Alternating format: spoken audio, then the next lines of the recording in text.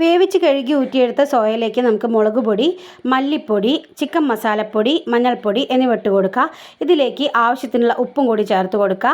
ഇനി നമുക്കിതിലേക്ക് ഇഞ്ചി വെളുത്തുള്ളി പേസ്റ്റ് ഇട്ട് കൊടുത്തതിൻ്റെ ശേഷം നന്നായിട്ട് തന്നെ മിക്സ് ചെയ്ത് അരമണിക്കൂർ റെസ്റ്റ് ചെയ്യാൻ വെക്കുക.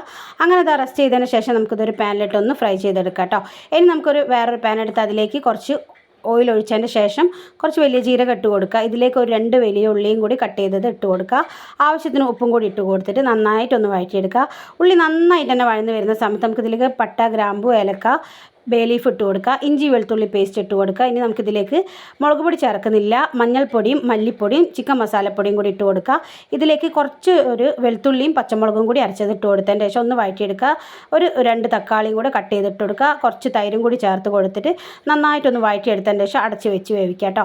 എന്നിട്ട് നമുക്കിതൊന്ന് വെന്ത് വരുന്ന സമയത്ത് ഒന്ന് നന്നായിട്ടൊന്ന് വഴറ്റിയെടുത്തതിൻ്റെ ശേഷം നമ്മൾ വറുത്ത് വെച്ച സോയ ഇതിലേക്ക് ഇട്ട് കൊടുക്കുക.